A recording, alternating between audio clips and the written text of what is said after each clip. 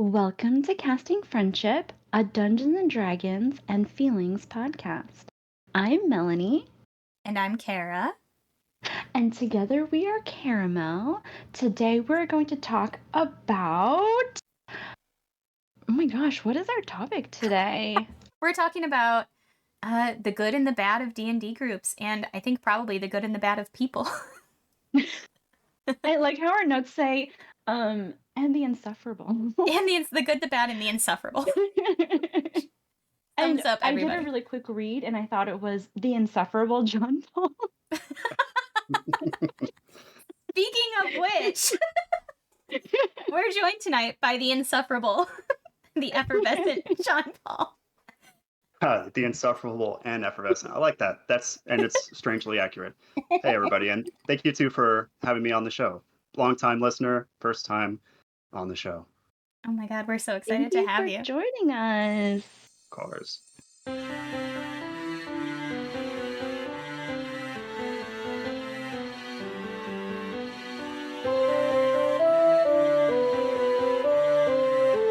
I'd like to cast friends. Roll for charisma. Yeah, so So what do you guys think Kara. of... Yeah? What do I think of? No. This is how it always goes. I forgot about the whole plan. Continue. I'm so sorry. We have never stuck to the plan, not once. I think it's very charming. Okay, I'm gonna start us off. How are we feeling, guys? Happy New Year.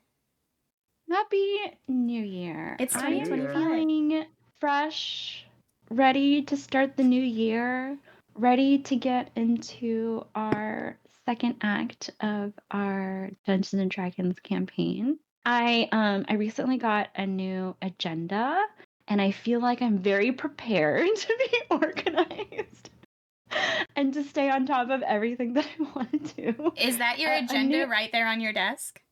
This is a new notebook. Mm-hmm. I feel like, so yes, new agendas and new notebooks are so filled with possibility. It makes you feel so good.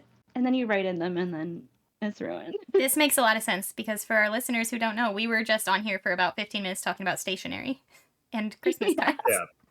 I'm a big stationery head too, and the shopping of the agenda before the new year comes is a very big event for me. Oh my gosh. I honestly look forward to it. Yes, I have very specific agenda needs, and not every agenda can do. I have very particular needs. I do as well. Are you the same way? Yes. Yeah. Yeah, I want to hear about them. I've started using like the build your own agenda sites to like customize what pages I have. So I don't have it with me. I wish I did. I would just show you. But I usually just skip the like month view pages.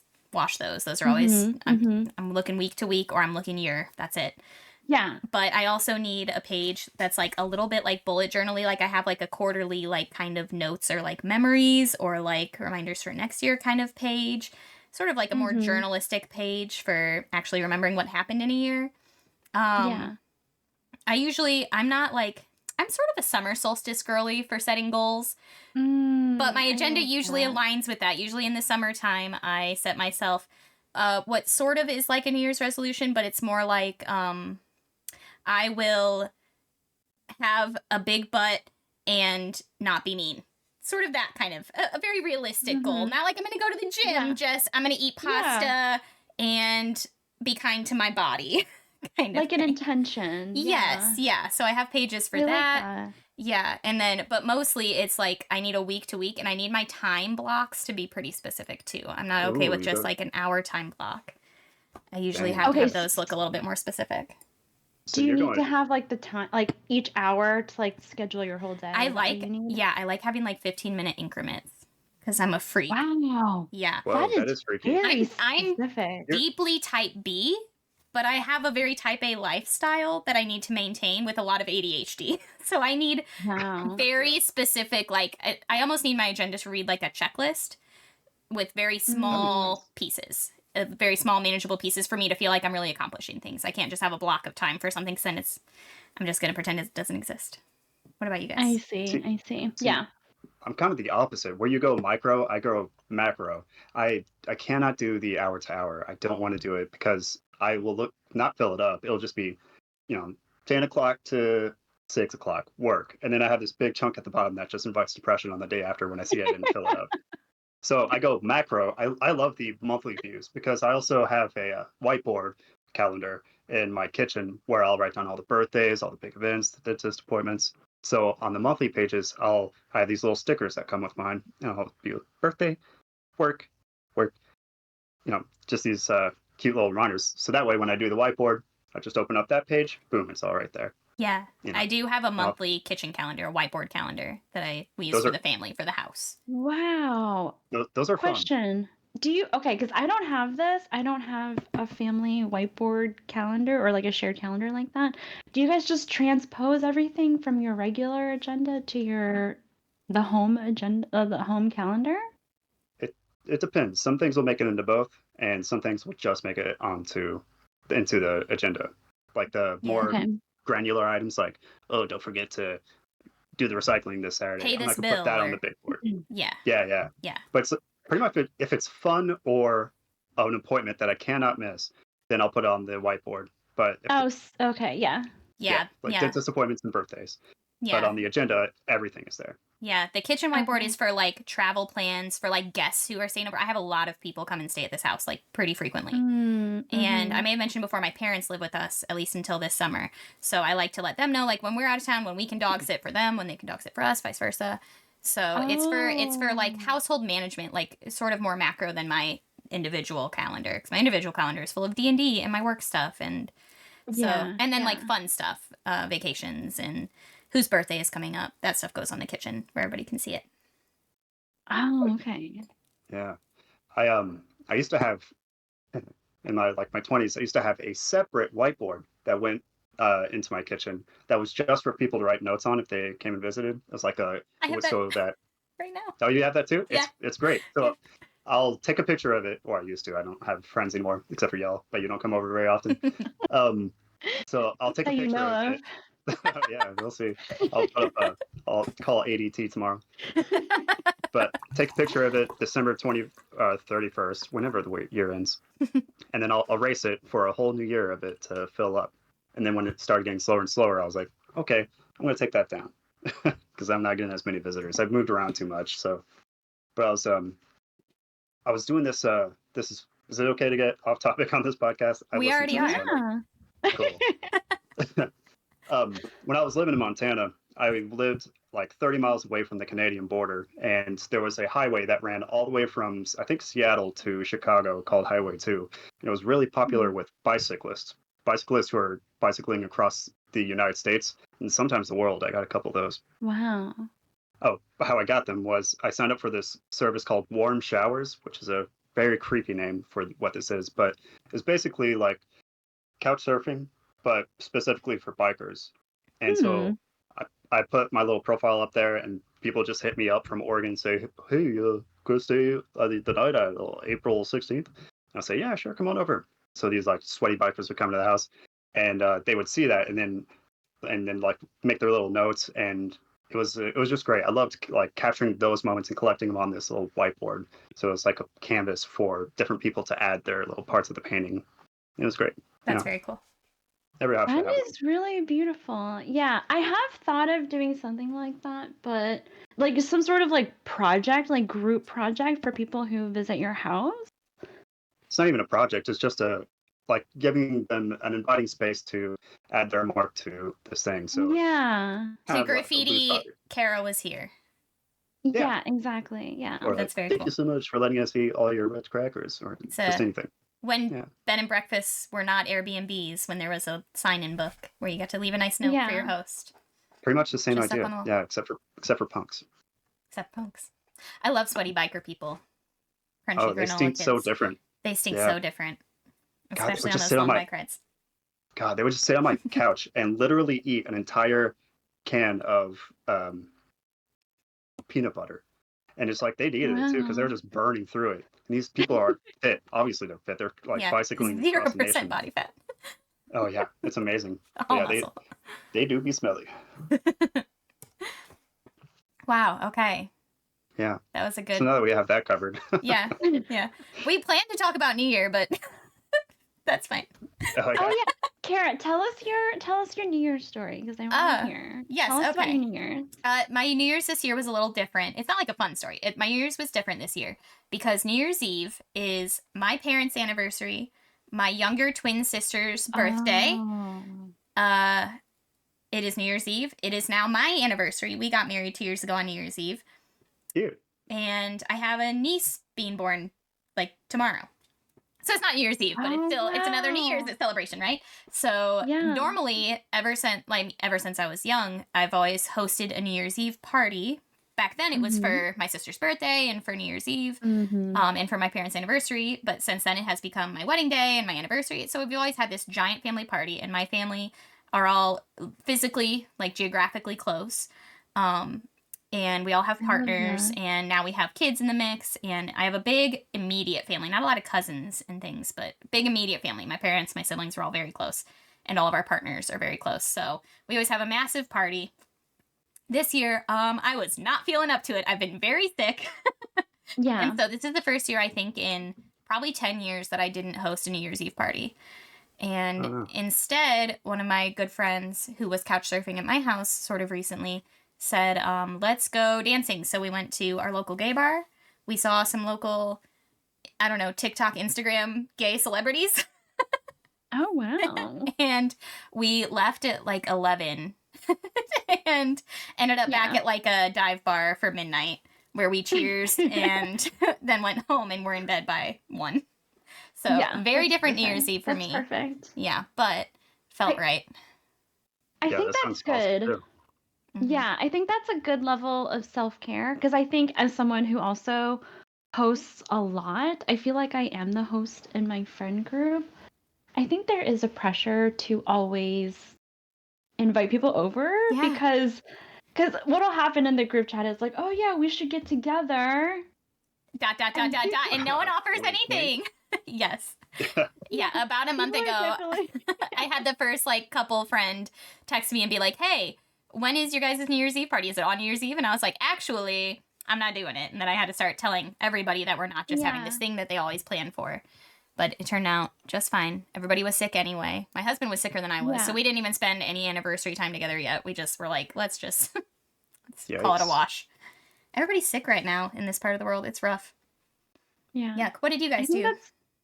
I think that's very wise that you did that. I went to my favorite restaurant, came home, and just relaxed and drank Kirkland brand Prosecco. What kind of food is your favorite restaurant? It's an Indian restaurant. It's very, very good. John Paul, anything exciting? Or were you asleep at midnight? No, I'm not that old yet, but I do got the kids, so I don't party it up as much as I used to, even though we did not have kids this year. The youngest one is 18 now, so she went and had her first New Year's with her friends. And by the time it happened, I was like, I'm not going out now. This is amateur hour. I'm not going to the college bars. I can't do this. So yeah, we just stayed in and watched some shows, played Mario Party with my family over the internet. And then that's so cute. Yeah, and then we watched the Dallas ball drop. Fun. Dallas ball drop. Yeah, why Dallas? That's very interesting. Well, she likes to watch the true New York City ball drop, but we remembered that at like 11:20 or something like that. I don't remember why I chose the Dallas ball drop. There's no end to this story. I think I saw it and I was like, hey, that's the same. That's the God-fearing time zone. We'll just watch that. I don't recommend it, by the way. Go back to Carson Daly in New York. But yeah, so it was a pretty quiet one. But who knows? Maybe next year, kids are gone. I'll be an empty nester, and we'll just party it up. Yeah. Yeah. Maybe next year we'll have a Knights of D20 New Year's. Ooh, that would be nice. That's an idea. And we'll sell VIP tickets, 100 a pop. Visit us on patreon.com. And then Royal will be like, well, it's not New Year's for me yet. Shut up, Royal. Stop bragging. You West Coast poser. That's funny. West Coast Poser is my favorite Katy Perry album. Agreed. Okay. Speaking of Royal, let's talk about Dungeons and Dragons. Mm-hmm. We know this isn't why the people come. They come for us in our silly little banter, but We're here to educate, I think. Okay, John Paul, how did you get into D&D? I don't know that I've ever had this. I'm sure maybe you've had this conversation on Tea Time, but what was your introduction to Dungeons and Dragons? My first true introduction to D&D, because I did a lot of weird stuff before that kind of led me to it. But there we were. It was the pandemic, 2020, and I had played D&D before with a bunch of people that we may talk about later if we're still talking about Insufferable people. But that lasted for a good 4 months, and then I called it quits. And then 2 years later, the pandemic hits, and I'm looking for something to do. But I was into D&D at the time, obviously couldn't play, and I didn't know how the internet worked. So I just went to the website called rpgcrossing.com, and it's play by post. And it's where a whole bunch of cool writer type people come and they play D&D very, very, very slowly. It's literally like post by post what your character does, then the next character, and as soon as all X number of characters go, then the DM goes with one mega post, and you'll just write pages and pages and pages of this stuff. It's amazing and meticulous and time consuming, and it was really, really cool. I've heard of that, and I'm so fascinated. That sounds so fun. Man, if you get time to burn, I do recommend it, but it does take a lot of time. At least it did for me because I dove too deep, as I always do. But yeah, it was great. It was a great writing exercise. It made you creative in ways that you normally wouldn't be at a table, but that would help you later at tables. I feel like it helped me with Dion Rising. To kind of like think more deeply about my character and everybody else's characters in the world that I'm in, instead of whereas before in this other group, it was just kind of rolling the dice, seeing if I hit something. So that was I would say that's what really got me stuck on D&D. Once I did that for a good couple of years, I was like, all right, I'm hooked. And then, found an in-person group here in southern Missouri. And then that wasn't enough, and I found you guys. Your in-person group, are those like friends of yours, or did you like find them through like a gaming store or anything? So, yes, mostly I found them through a gaming store. But basically what it was there was a Facebook chat group that was hosted by one of the gaming stores here, and it was just a whole bunch of people just constantly yelling about tabletop role playing to each other, but not actually organizing anything. Looking for group. Does anybody want a 15M in their group? And so I just kind of like scrolled through this after I got accepted, picked out all the people who had good grammar, and then like brought them over into a separate chat. And I said, hey, I saw all of you in this mega chat. Do you guys want to start a D&D group? And then one by one just started getting rid of people based on who didn't reply. And then the group was formed from that. And then I threw it away because like I found a D&D or a DM, and I didn't want any more responsibility. And I wanted people to forget that I had anything to do with this. And it's been going for like, I think it's like 2.5 years now. Wow. Yeah. And I only share all of that because it was like, I just kind of got tired, because something I keep doing in my life is moving every 5 years, which makes it very difficult to get a friend group. So to all the listeners who don't have friend groups like that, who keep moving, just make your own. They're out there. They're nerds like you. They're waiting for somebody to say, hey, let's do this. Everybody wants to be invited. Nobody wants to invite. So just invite them. That's so true and very good advice. That is so true. Yeah. Yeah. Sure. We've said it on like many different things, but for people who don't know, like Dion Rising and Knights of D20 are all perfect strangers. Only 2 of us have ever met in real life. And it's all because Bobby and Dane were the people who said, like, make a friend group, force a friend group. And the rest of us were online enough, putting out feelers enough for them to find us. We were all out there saying, hey, I want a steady Dungeons and Dragons group who think like me and have good grammar and good improv skills or good writing skills, or like can keep up with me emotionally, mentally, physically, whatever. And that's how you make friends in 2025. Do it, people. If you have a New Year's resolution, make it to ask people to be your friend more, because it works. Yeah, Dion Rising is a perfect example of why the internet can be cool if used correctly, if used creatively, and to reach out to people in a non-creepy and intrusive way. Don't be insufferable. That's the title of this podcast, or this episode, right? Yeah. But But yeah, there's just a whole bunch of people out there just waiting to connect with you. It's amazing. World Wide Web. It's all over the place. Yeah, I got into D&D by way of my own family members, like my siblings and friends. So that was my introduction, which was like a very peaceful and lovely and wonderful introduction to Dungeons and Dragons. And then I made the leap onto like the forums, like the looking for group, free to play, people trying, like you just said, people trying to set up a group forums, and it was a fucking nightmare. It's rough out there. I found one that fit like timing wise, but I was not careful enough about what kind of people I was playing with, frankly. And I am, I guess, an elite little bitch. They were. I've told this story before. Like the DM was just trying to kind of like run the Percy Jackson movies as a D&D campaign, but like beat for beat with no really creative offering for the players or anything. And that was the one time before Dion Rising that I played with complete strangers from online and was like, oh, this is not for me. I have higher expectations than what this is going to get for me. And it's tricky. It's tricky. Yeah. I think a campaign like that is really challenging just because it's hard to feel like the decisions that you make are influencing the world and influencing the story when the next step has already been written for you. So I think that makes it very unsatisfying. Yeah, and like the people that were playing in that group, like the other players weren't like, they were very clearly within the first couple minutes not good communicators. It was a lot of like talking over each other or very long-winded descriptions of their characters, or like going way off topic and not like listening to the rest of the group, not like trying to interact with the rest of the group even, or have the characters interact. And like it was just, I mean, I got a real glimpse there of how awkward Dungeons and Dragons can be, and how embarrassed you can feel sitting in a group like that. I was like, okay, I'm glad I haven't ever had to like do this at a game store with perfect strangers, but in real life, because I was preemptively blushing. It can get real embarrassing, real fast, real awkward. Mm-hmm. Yeah. And that's not to say have like you had an embarrassing moment? I'm kind of perpetually embarrassed. So is that your secret? That's my secret. Yeah. If you're always embarrassed, you can never get embarrassed.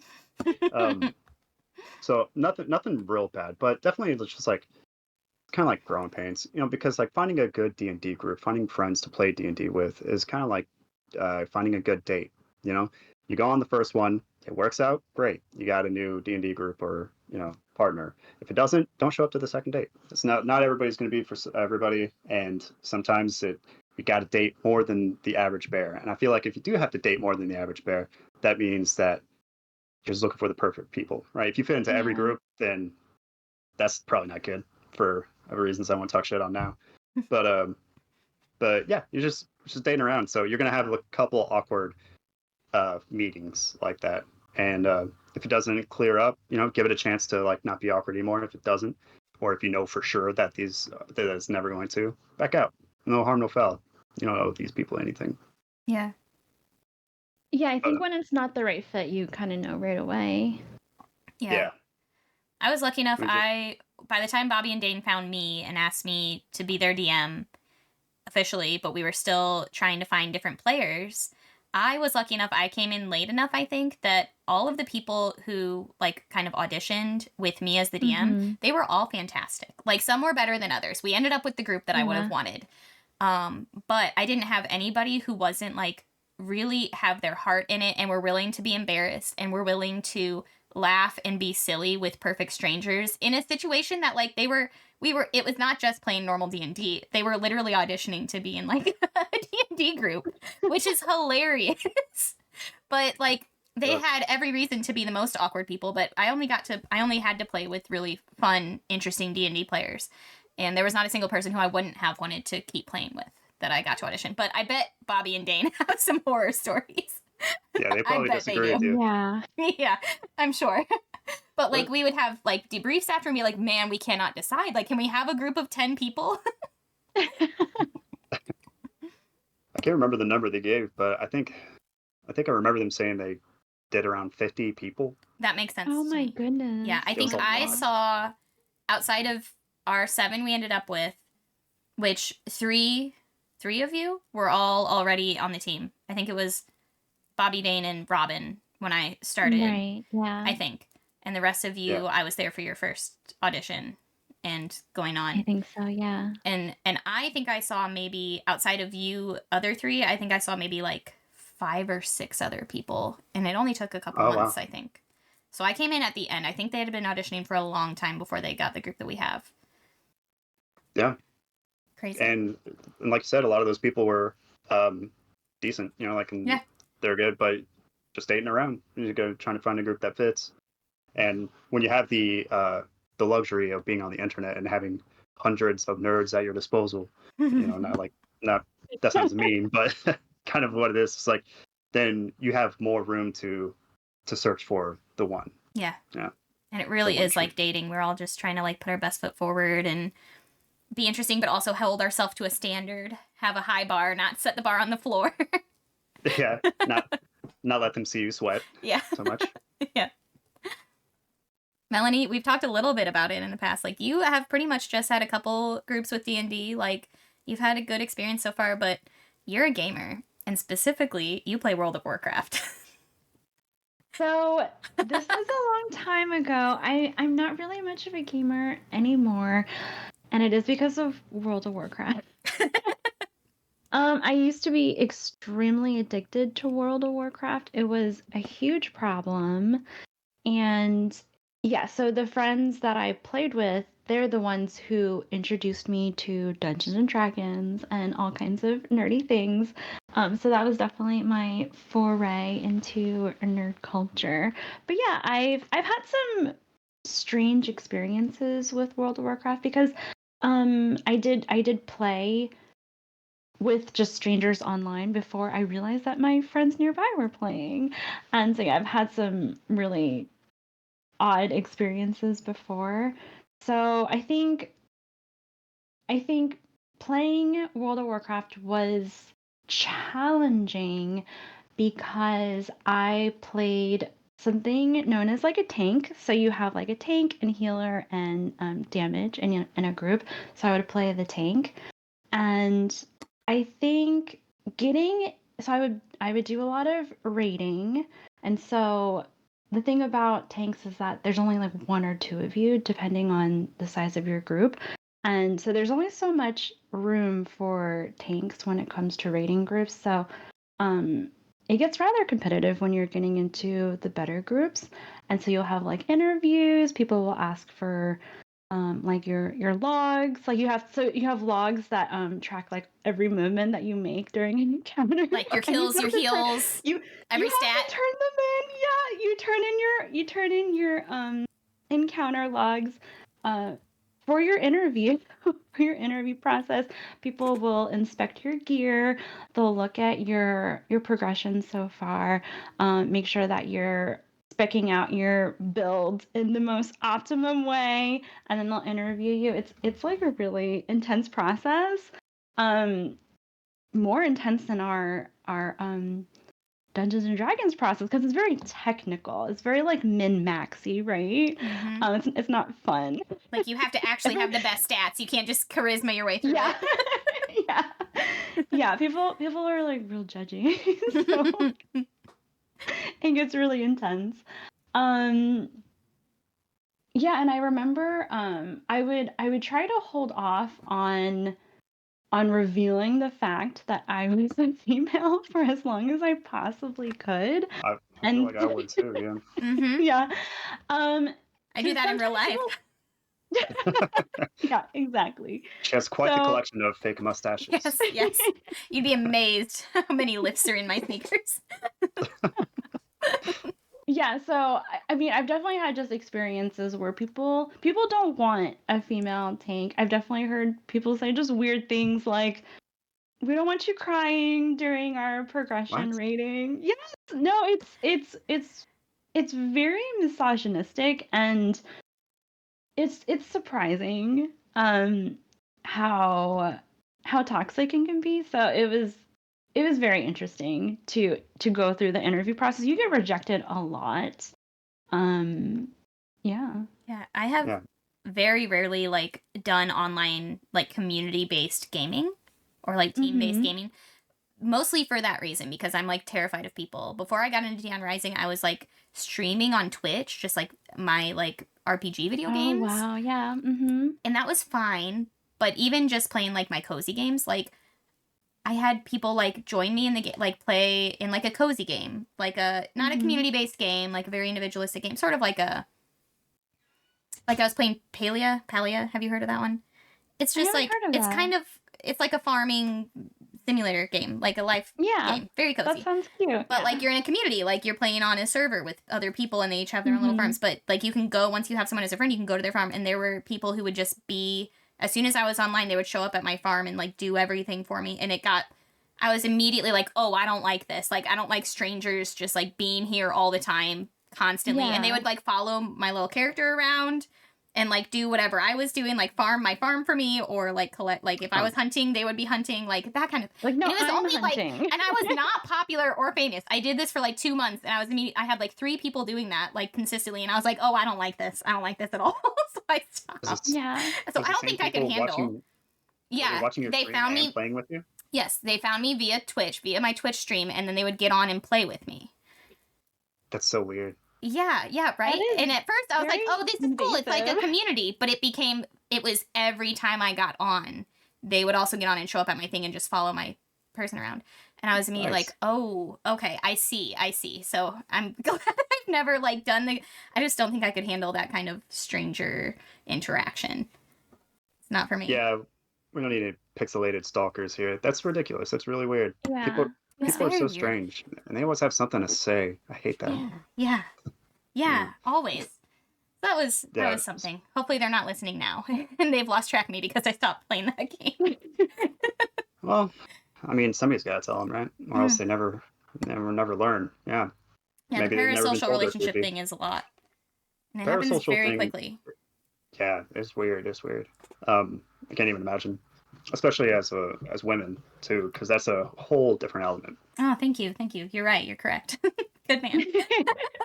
Very wise. Very insightful. Feel like he has Lots of empathy. I'm just saying, like, it does make it feels more stranger dangery. Yeah. It was less like friendship and more like, I don't know what this is. I don't know what's happening here. Yeah, that's really invasive and weird. Yeah. Yeah, so I don't know that I could handle that, plus competitiveness, plus people being mean about my ability in the game for being a girl. Ugh, that doesn't sound fun for me. Yeah, it's extremely, extremely stressful situations, and I think just like little moves can ruin an encounter, and it's like just a really tense. It's crazy because that's a game. That's what I was gonna say. It's like we're doing this to have fun with, like, maybe with each other, but you're being a huge weirdo. I mean, what are you doing? I do have a question, John Paul. Did you say that your wife also plays World of Warcraft? She does play World of Warcraft. Yeah, she's a guild master, in fact. Oh my gosh! So does she also face similar struggles? I think she has in the past, right? But right now, so she's a guild master. She's made her friends, right? And anytime somebody comes in who has that bad energy about them, she's got 12 dudes behind her that say, nope, that can boot them. Fabulous. Yeah. And it's happened before, and it's always good to see your friends sticking up for you, and telling weirdos to get lost. But I don't think she plays a lot of strangers. That's good. Days. I like that. Yeah. Things changed for me very drastically once I realized that my like local friends played, and my experience was very, very different. It was just more relaxed, and people are very encouraging, and they'll try to give you tips, and it's very nice. You got to like actually play it like it's a game and not like you're in actual war. Yeah. And you're getting real humans killed, because that's not what's happening. And yet that feels like the energy that people bring. Yeah. It's stressful. Oh my gosh. I think the only time I've played a game with voices online was this. I think it's Dead Island for the Xbox 360. Okay. And people took that game very seriously too. I don't know if they always take games seriously, and that's just the only one I played. But but yeah, so when I had this, I guess I was kind of a troll. That's what happened. But so you can do this co-op mode and go through the game with 4 people. And as soon as somebody started taking it too seriously, I didn't care. I already beaten the game. I was just trying to see what this other mode was like.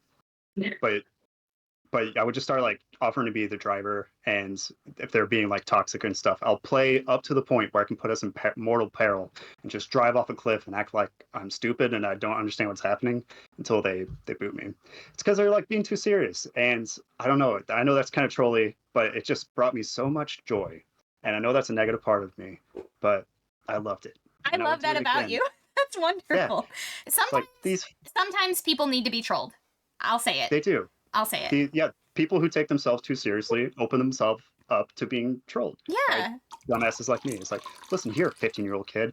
I'm 24 sitting in this apartment by myself playing Dead Rising with you. You're going to talk to me like that? Then looks like we're driving off a cliff. Anyway, so that was a good time, but for a very bad reason. I think that's a fabulous reason. I've never experienced the joy of being a troll, so it's very interesting. It's amazing, yeah. It's just, especially because their reactions are so genuine. They're taking it so seriously, and they hate you so much because they can't understand. You ruined their whole month. Yeah. It's a game. It's a game, dude.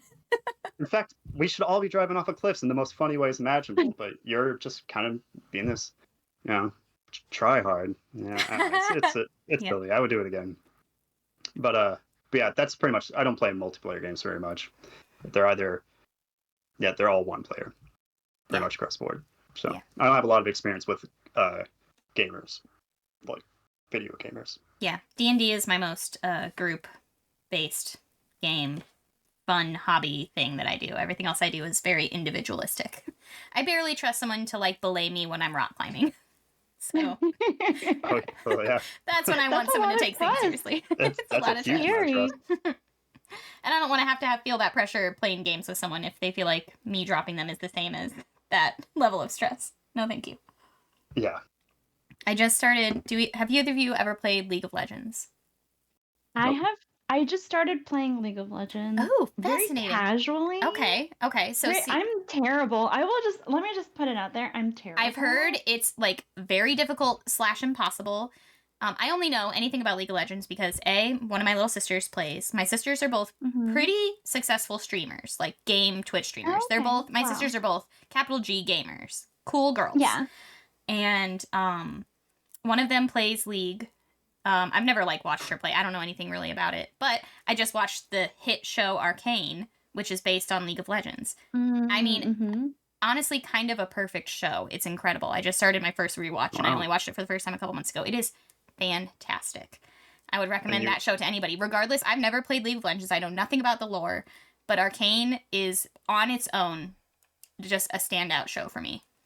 That's what I have a question. Yeah. Was this This was the one that Royal told me. Yes. Okay. And he was the second person. He was the second person who told me to watch it. The first person was one of my friends in real life. And they were both dudes. And I was like, I've had a lot of dudes tell me a lot of animated shows to watch, so I'll take that with a grain of salt. And especially because I know it's based off League of Legends, which I know has, from what I've read online, I don't know from firsthand experience, but I've heard that League of Legends has a particularly toxic culture around it, and that it's a very difficult game that people take very seriously. So I was curious if either of you have played it. I have no interest in playing the game. The show is enough for me. But I'd love to hear your thoughts. I heard a lot about the toxicity, and so I was like, oh, well, not because of this, and then I played it a couple times, and I saw the toxicity, and I said, nope, I don't have the patience or time for this. I can't do it.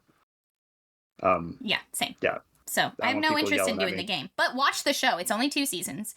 It's incredible television. It is heart-wrenching and beautiful and tragic. Oh, wow. And the music in it, I listen to the soundtrack on my way to and from work every time I go into the office. It's chef's kiss. And the animation is really, really, really... The budget was massive on this show, and it shows. They did a fantastic job. So watch the show. Recommendation. Melanie, how are you feeling playing the game? They're very different.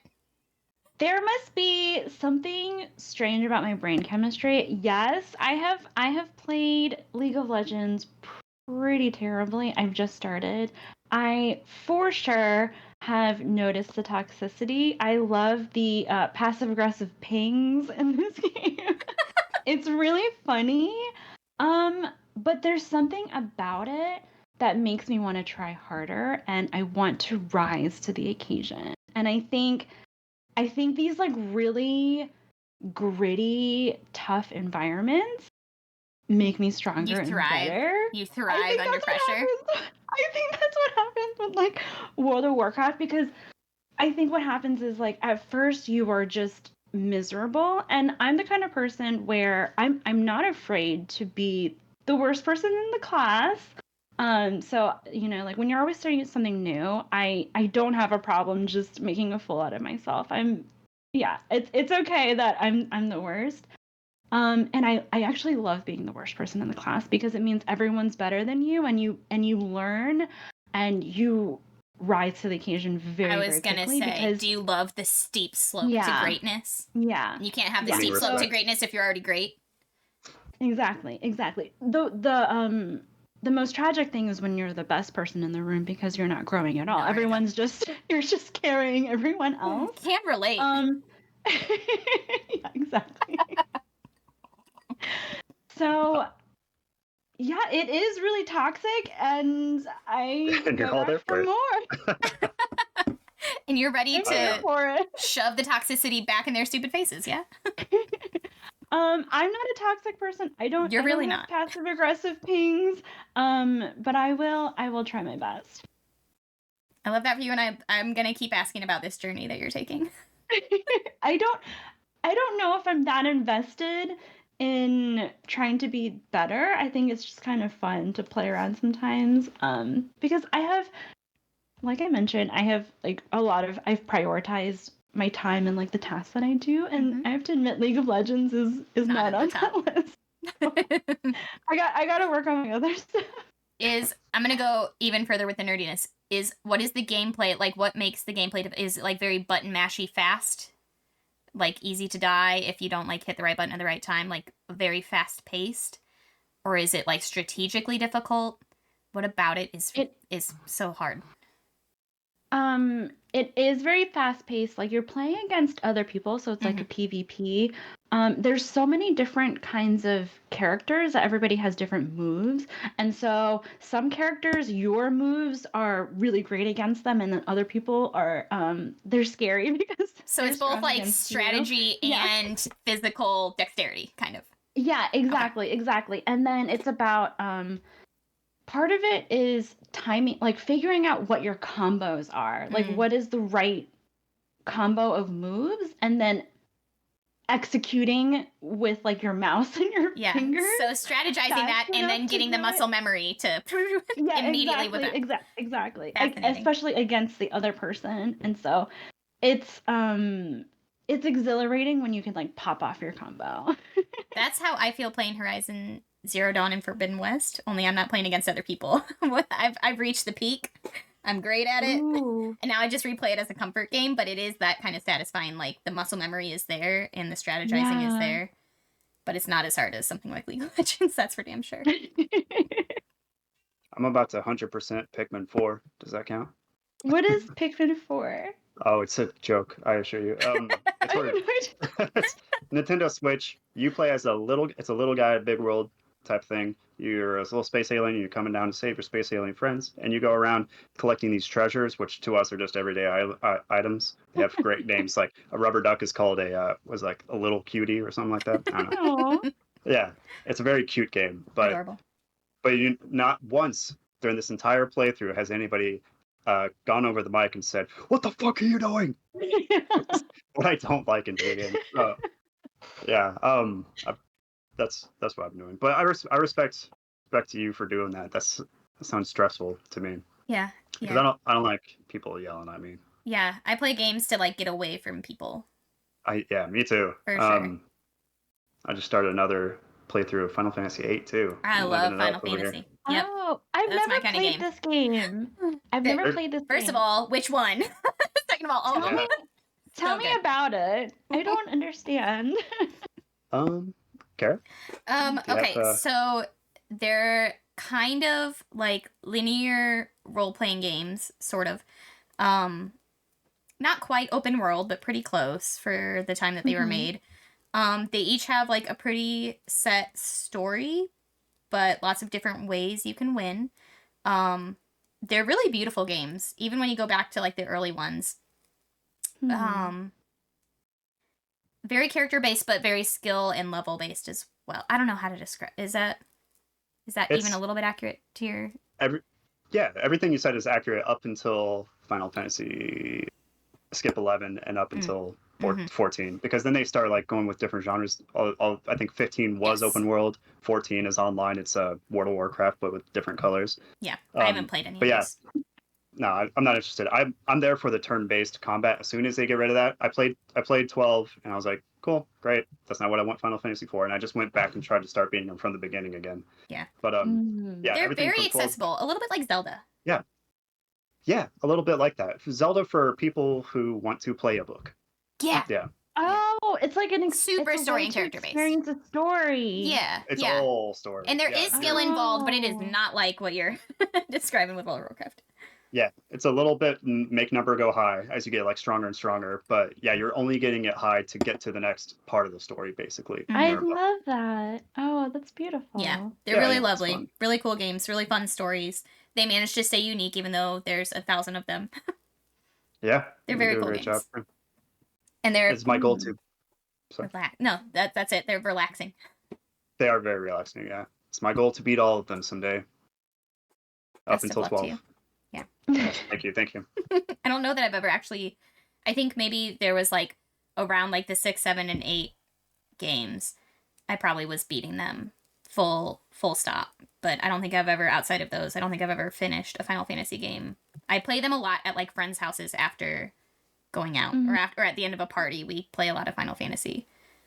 I was like an unwind. Because it's easy, once you've played them, it's easy to kind of like jump in wherever and just play through someone's story mode at whatever level they're at. I've beaten 4 so far, and wow. Yeah, each one has been like an entirely different experience. At least definitely the ones I played. Yeah, they're just cute, very serious relationships, laughter, romance. What? It's all about the friends you made along the way. Yeah. I have a game. Knowing now both of your gaming styles, I want both of you to play the game Stray. I played it on PC. It's the kitty one. I've been meaning to. Oh my god! I played it. I think I played it all in one day, like on a Sunday or something. I think I managed to beat it start to finish in one day, and it is a delight. It is a great story. It is a fantastic... I love a little bit of fantasy, dystopian future kind of thing. Yes. But with a heart of gold and some hope at the end. It's really lovely. It's a cool game. And the whole time, my actual cat sat in front of me, and I had to like lean around him because he was fascinated by the meows and the cat on the screen. He was like chasing the things on the screen, and that's the only time I've ever seen him do that. Yeah, he gets to play too. Yeah. He was like, "I'm the star of this game. This is incredible." Yeah. A great game. I love games like that. It's like the more atmospheric, the better. Like, I want to be able to fully dive into a game and not in a depressing way, but like forget that I am me, just become part of this world. Have you played the Horizon games? Because beautiful, atmospheric, dystopian, hopeful. I've heard great things about them, but I get a little They're long, and I get really bashful with like action RPGs. Play it on story mode. Oh, is that taking the battle out or something? I mean, no, you still do. It's bow and arrow based, so it's not a first person shooter. It's a third person bow and arrow game, but you can play it kind of on stealth. Like you don't have to play it with any kind of speed. There's a couple scenes where maybe you have to be fast, but story mode is you still fire and do damage, but it's like you're not going to die. You get to just enjoy the story, and it doesn't take a whole lot of skill or heart beating moments. But it's the story of it is really, really, really incredible. It's not. I don't super mind skill. Although I say that, but what this reminds me of is like God of War Ragnarok. I think I played a little bit. It's a lot like God of War. Easier. It's easier than God of War. That's good because I really, really sucked at God of War. It's much easier than God of War. You could probably. I've played it on whatever the extreme difficulty is. I don't remember the name of it, and that's hard. That's when I really wanted to get good at it. But it's still my game where I'm like I want to be drunk. And just and the feeling I played on PlayStation, And with the new PlayStation controllers, the haptic feedback is I don't know what it is. It makes my brain stop itching. The haptic of pulling and drawing the arrow, and it like as you like pull the trigger has different pressures and like clicks along the way that like it's so satisfying. It's really satisfying and lovely. Yeah, that PlayStation in and controller of itself nails that. It's amazing every time. Yeah. I was playing this game called Returnal, and I was absolutely fucking obsessed with this game. And it was a third-person shooter, but you would pick up these audio logs from like fallen comrades, and it would play through a little speaker in the controller. Does that. It sounded so cool. It was like one of the first games I played on PlayStation 5. It was great. Yeah. That's magical. Very tasty. It was really cool. That's another one of those. When I'm partaking in the thing that's legal in Illinois, Horizon is like for that reason. The sound and the video, first of all, is beautiful. The graphics, even in the first game for its time, are phenomenal. But the haptic and the sound feedback, it's the same thing. Like you hear the bow string being pulled from the controller speaker and from the my god, and you hear the animals. The animals will like I have two separate computer speakers. Where the robots are compared to where you're standing, the feedback it's dual monitor feedback and the controller will start to like vibrate and you get like flares of light from the robot lights. It's all of it. It's a sensory experience. Oh my gosh. Really tasty. Wow. I think that's so interesting because I'm such a PC gamer and this is really, I feel like I'm convinced. There's not a lot that can stand up to the new PlayStation controllers. Wow. And that's amazing. I love my Nintendo Switch, but when that PlayStation controller does it right, it does it really right. Yeah. Wow. Yeah. But the only thing I use PC for is to play really, really weird games that won't get released for console. Like artsy fartsy stuff that I find on Steam. That's pretty much all I use PC for. But yeah, other than that, I'm just not a big PC gamer. I like my indie games. I like my cute games and my slow and moody games. Yeah. That's about it. I have one group of friends that I play. I've never played like horror games, but I've got one group of friends who have convinced me, and I've been playing with them for probably almost a year now. Phasmophobia or Dead by Daylight. Oh, scary! Get the fuck out of here. Scary. No way. Phasmophobia is so scary. I can't. And they always ask me to play after I've been recreational gardening. I'm like, you have to stop. I can't. I can't. It's awful, and I'm bad at them. They're all really good, and they're like are very strategic at them, and I just die constantly. I'm just constantly screaming. Dude, no, the one of two times I put on a VR headset was somebody turned on Phasmophobia. I was like, guys, I cannot handle this. I'm such a baby when it comes to scary games. Yeah. I can't even play with a controller, much less. I panic and I lock up and I can't do anything. I just start smashing all the buttons. Yeah. It's awful. I got obsessed with the idea of like playing through an entire franchise. And so I was like, I'm just gonna do Resident Evil. This is really like revered franchise. I guess I forgot that I was a big baby. I got the original with the tank controls and the shitty graphics. I was like, this is making me poop my pants. I gotta quit playing this. Yes. I can't do this. So I quit. I was like, all right, only cute games from now on. Yeah. I have to, I played Phasmophobia with my friends, and I'm trying to, like, play it cool, like, I'm not completely scared. No way, dude. No way. I just try to, like, convey the information that's happening to me, but internally, I'm, like, freaking out. Just shine a flashlight on. Hello?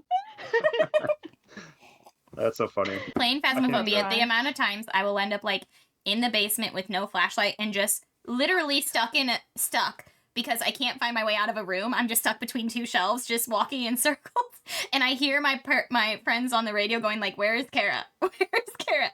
And I'm like, "I'm in the basement. I don't know." I have become one with the basement. I cannot find. It's all walls down here. All walls, no door. I'm being haunted. This sucks. Oh my gosh. They're very. My friends are very patient. It's chilling. They would have to be. I feel like I'm their like challenge rating. They're like, let's make it harder by inviting Kara. Call over hard mode. Yeah. I will say, every time I get a group like us together, where the anti-scariest game people, I do want to play a scary game, just to like we should be horrible through it and just see what happens. Who will be the worst? That's a great idea.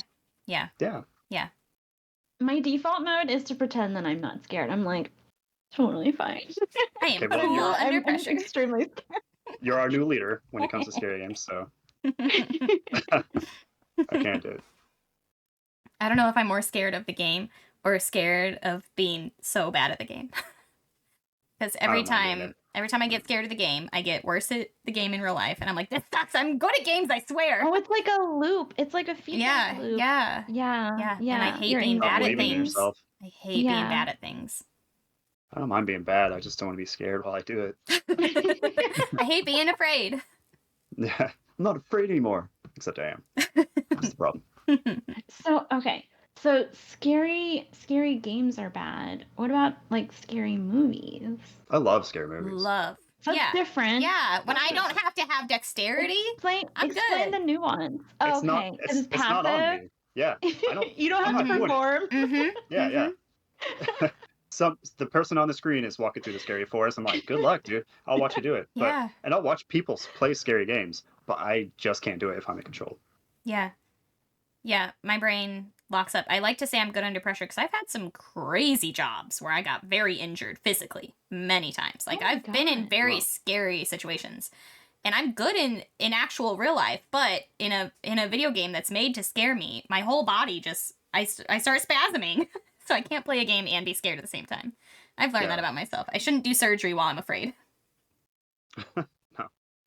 I'll walk through the scary woods at night just fine, but but nobody designed a monster to chase me in the scary woods, you know? Yeah. And there are horror games that are more story-based that I like.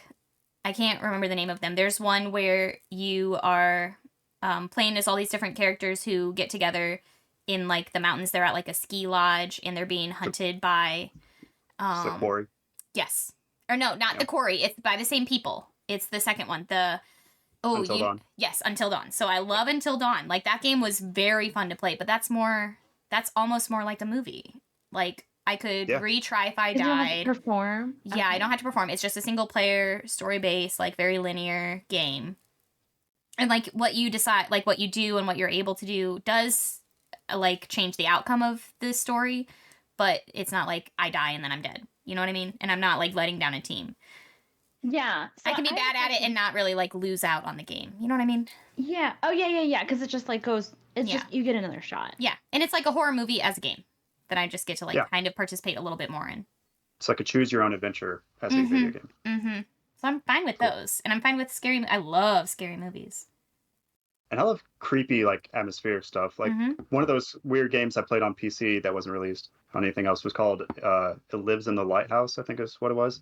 And it was this one, I think it was like a team of one person made this PlayStation 1 graphics looking video game of you being a lighthouse keeper and trying to maintain the lighthouse, but things keep getting in the way. And each consecutive night, things get a little creepier and a little worse, and you realize that there's something else on this island with you. And it was like really, really creepy. And like that and Inscription at the time was only for PC. And Inscription was like my game of the year for 2022, I think is when it came out. But that's a really creepy game too. So it's just like the atmosphere is what I go for. But if the there's vibes, yeah, if I have to run from something too much, then I'll just quit. I can't do it. Yeah. Okay. So you guys still feel it even when you're by yourself and playing the game. It's not even just the group dynamics and just social shame that's making you feel that way. It's even if you're by yourself. Yeah, you're like, my physical fear level is the same either way. It's my enjoyment of it, I guess, that's different.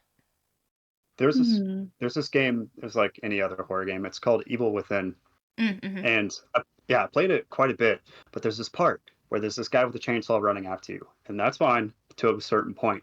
But the strings playing in the background would get louder as you got closer to you, and it would fuck with me so much that I would just end up hiding under the bed in the game, not in real life, and just like wait for him to go away. But it's like the strings like driving its way into my skull. It's like, so it'd be like certain things. It's just too spooky. I don't like it. But I'm all for creepy. Yeah. Creepy, but not scary. Yeah. Okay. For kids. Okay. Yeah. I like a psychological horror. I like it when they trick me into being scared slowly, bit by bit. as I have opposed a to just jump question. scaring me for 8 years. Yes. Do you guys like those haunted houses that you go to? Like, you would like physically walk into a house and they're like jump and No, scare because you? I'm afraid of men. That's it. I'm afraid of men and being touched, and also I'm claustrophobic, so I'm not good in haunted houses. I'm good at haunted trails. I'm better with haunted trails that are outside. Because it's like more open. It's like Uh-huh. less claustrophobic. Yeah. And it's a little bit easier not to be touched. Yeah, I feel that. I don't have a problem with that. But I'm completely immune to haunted houses. Doesn't affect you at all. You see them as humans. You're like, hey man, fuck off. Yeah, I'm just like, will you take notes? Will you take notes? I've always wanted to work at a haunted house. I feel like I would be great at that job. But yeah, as a kid, they used to scare me. But I used to be scared of everything as a kid, and now I'm just hardened and really, I'm just like an old sergeant. No, it's they don't really creep me out anymore. Maybe that just says a lot more about the haunted houses I'm going to. But yeah. I think so I went to a haunted house for the first time this past Halloween, and it's really hard for me because it is hard to scare me, especially in those haunted house environments. It's hard for me to get immersed in the environment and forget that it's like that it's staged. just It's a play. Pretend. Yeah. Yep. I want to forget and I want to let go and be scared. It's just really hard for me to. But I think what I noticed about the experience is that it's completely overstimulating. Like there's like flashing lights and there's like things touching you. Exactly. Like, that's what I don't like about them. Crawl through things. Gross, and I don't want people to touch me. Yeah, it's like loud and like you're like vibrating and it's extremely disorienting, and yeah, all of your senses are completely overstimulated and you're just disoriented. So there's that uncomfortable feeling that's very real where like you're blinded. Have you like death. Do either of you know what a hell house is? Like specifically in the context of like Christianity, like oh man, that's surprising to me that the other Midwesterner on the call doesn't know. Is this the torture thing? So no, it's very religious. It's a specifically religious quote unquote haunted house, but it is made for children and preteens and teenagers to scare them straight, essentially, to scare them into being a Christian. And that and one of those was my first foray into Christianity back before there was a time that I was in what was adjacent to a religious cult. I'm not going to say it was like a religious cult. Toxic Christianity. This is very thematic. Yeah. So that was my first like they're a lot like a haunted house. They are overstimulating. They are invasive of your physical space, and in this case it is specifically made to teach children that they are going to hell. You're sinners and you're going to hell. And at the end of it, so the whole house is the layers of hell, essentially, is how they set it up usually. And so you go through all these horrible scenes of torture and mayhem and carnage and really, really visceral imagery. As a preteen, I went through this. Yeah, I went through. It's taking you through hell, and I did this for the first time at age 11. I had a friend's family take me. Poor girl. Yeah, and then at the end, the only difference from this in a normal haunted house is that at the end you come out and you're in heaven. The last room is heaven, and there's a literal Jesus speaking to you and like saving you and anointing you and or baptizing you or something along those lines, and you are put on essentially a stage where you are then told to like profess your sins or write your sins on a piece of paper and burn it or something like that, but in a heavenly, safe, cathartic, well lit, cathartic, beautiful room with like a grown ass man. Is that in front of other people? Yes, like, yes. I mean, not a big crowd, but a crowd. The parents who brought you, people from your church, like community members who are just like part of the group, like a big group of people like dressed as angels. It's messed up. So that's probably, looking back now, that's probably why I don't like haunted houses.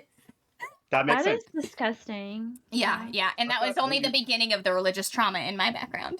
Hence why we have a lot of devils in Dion Rising.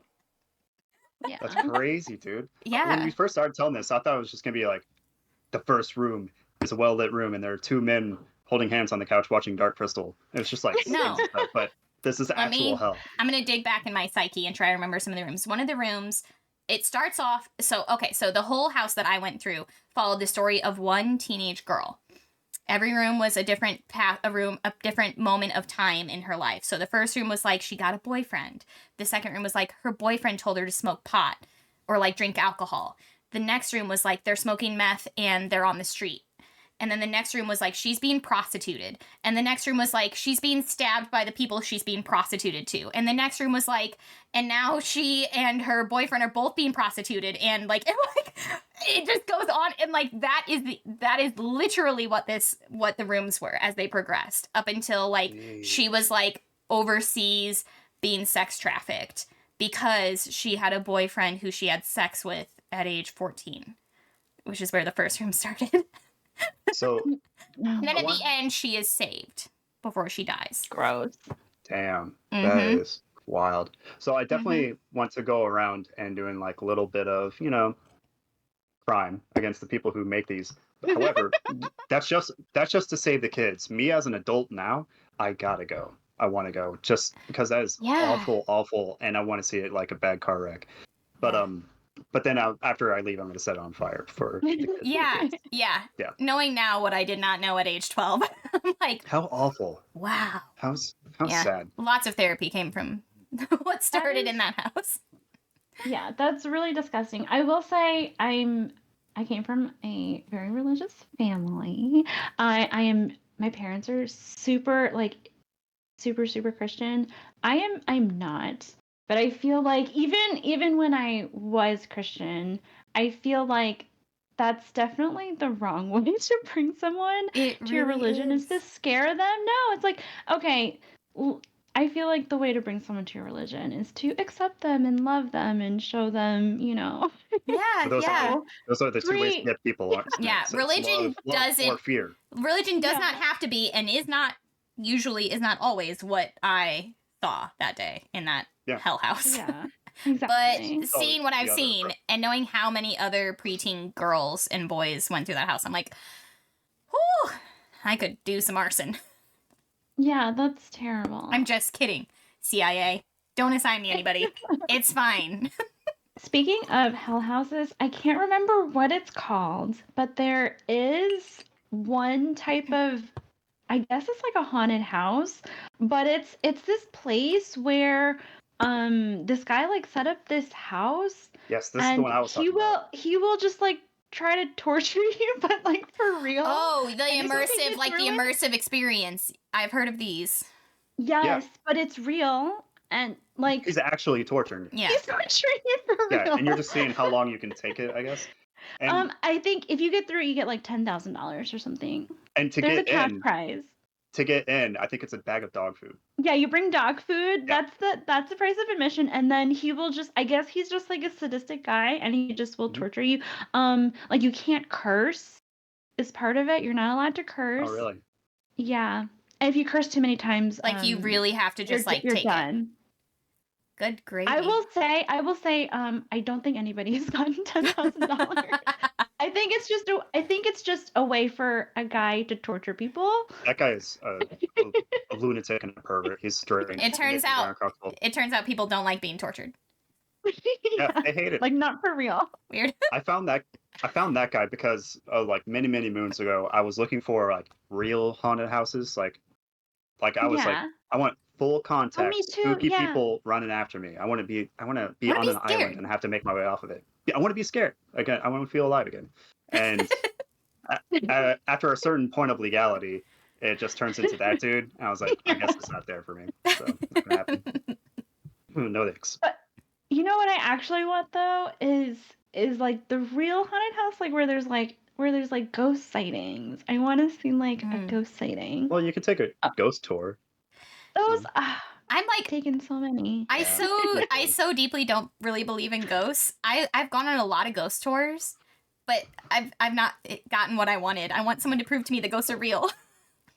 My deepest desire is that ghosts are real. Yeah, same. I want to be a ghost. I want to haunt my husband after I die, or my children. Yeah. I want that, but I've not had anybody prove to me that ghosts are real. And I've been to Louisiana ghost tours and Savannah ghost tours. I guess I should go to Romania. Try that. One of the most haunted house or places in America was... now I got Westport stuck in my head. I don't know why I think it's a Christian talk, but it's in Louisville, Kentucky, and it's an old tuberculosis hospital.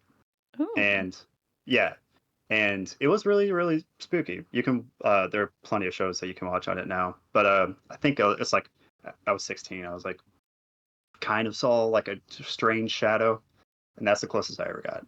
But it was a weird shadow, and I'm kind of like Kara. I'm just like, this is all bullshit. Like, Yeah, that's not real. It'd be I cool if it want to was, though. believe. Oh, I would for sure be a vampire if I could. 100%. Yeah. No question. Okay. No question. As a DM, I have to ask. We'll bring this back to D&D. What would it take for a dungeon master to make a Dungeons and Dragons session scary? Is there anything that could possibly happen? I don't think it's possible. I think I would be able to make you all think that your characters were going to die, but that's not scary. That just makes you mad. It makes you want to fight. I feel like one of the best ways is to be accountable for the potential death of your party members, right? If like it all hinges on this, it's, what are you gonna do? What are you gonna do?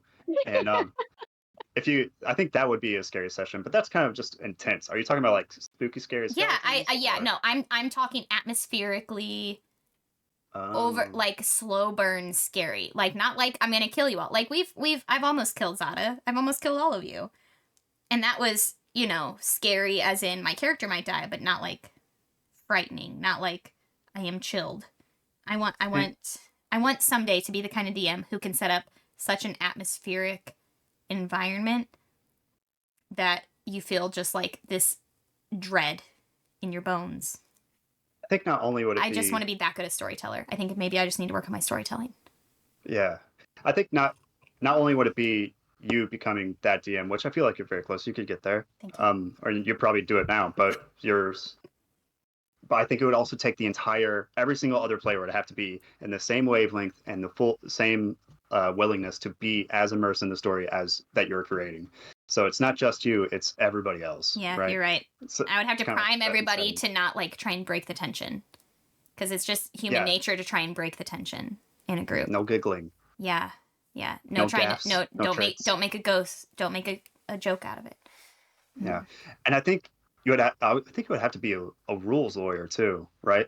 Because that would up the stakes too. Once your lockpick set breaks, you're done. That's the only one you brought into the spooky mansion, and that's on you. And I fucking got 3 days of rations. You're fucking stuck. So the stakes would have to be higher. Mm-hmm. And but I'm totally down to play this game. By the way, this sounds amazing to me already. I'm planning. Don't you worry. Yeah. Dion Rising's not over yet, baby. Yeah, I will take anything too seriously. Watch. I feel like I've leaned into every other emotion pretty hard with Dion Rising. I've done some of my best DMing with you guys because you're all so willing. You're all so ready to jump in and lean into it. So I think if there was ever a group for me to try and scare the shit out of people, I think it'd be you guys. I think that you could do it, because something that you do especially well is you, for some reason, have figured out exactly what it takes to unnerve somebody with, especially like how things move. Like I'm thinking of Dark Dawn, especially, of course. But like your description of her movements and even the space that she was in was perfect. It like grossed me out. I wanted her dead immediately, and just in a very much a like I'm saving myself by doing this kind of way. Yeah. So yeah, Dark Dawn was some of my best work. Yeah, no, it was good. Yeah. So I think just make Dark Dawn a house and make it not talk. Yeah, and I've read tips for this. Like I know that we're supposed to, as a storyteller, you're supposed to like leave a little bit more to the imagination. That's what I went in with Dark Dawn. I was like, describe, but don't over describe. Only say what someone might, because what I've read, people, especially when they're a little bit nervous, have sort of a pinprick vision and pinprick senses. Like everything sort of narrows when you're scared. And so that's kind of how I managed to make Dark Dawn scary, was that I focus in on the teeth, the mouth when she was talking, because that's where your eyes would go, or her hand when it was moving, or the firelight on her face when she wasn't talking. You have to take like one specific sense at a time to make people feel scared and feel like they're missing something, and only describe that thing. Well, it's like you're writing a book, right? You're like, when you create a scene like that, you're not describing every single fixture and every single like smell and sight and whatever.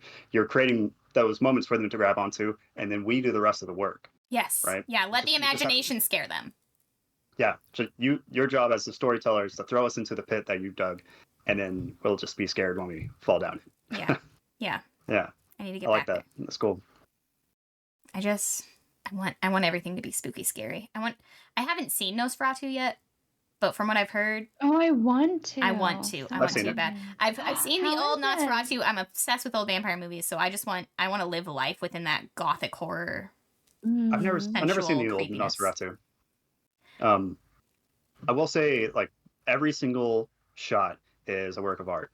It looks amazing. It's like the perfect right amount of spooky. Everything's a little foggy. You can't really, I can't really focus in on like one thing too much because it's just like, yeah. And it just kind of makes you feel displaced the entire movie.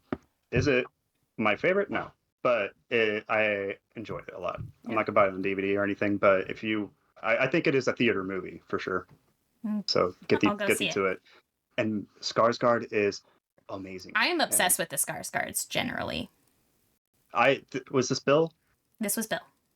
Bill Skarsgård is amazing. Yeah, such a pretty man. And he's like, I've watched like interviews with him, and he's like soft spoken. He's not very polite, very sweet. He's always. If I was in a room with him, I don't think I'd be afraid. No, he's so cute. And then you put him in a clown costume, you put him as Nosferatu, and he's just fucking terrifying. He's amazing. I love him so much. Yeah. And I haven't seen many of the sons and anything, but I like the dad too. Stellan. Yeah, he's great. Yeah. Yeah. But yeah, I would love to play a Nosferatu game with you. All right, one of our one shots coming up. When I am the one who DMs one shots, I will run us a classic vampire. It won't be Curse of Strahd. I'll run us a different vampire one shot that is gothic and deeply terrifying. I'll figure it out. Do you think you're going to be frustrated when we keep making jokes throughout the entire thing? No. As long as I have one moment where you're all a little scared, as long as I get one dark down moment, I'm happy. I feel like I've done my job. Good. Yeah. I don't want a campaign where no one's laughing. I think part of it is the fear that you will die, is the stakes of it. So I think a one shot is ideal for that because it allows the possibility that you might die. Yeah.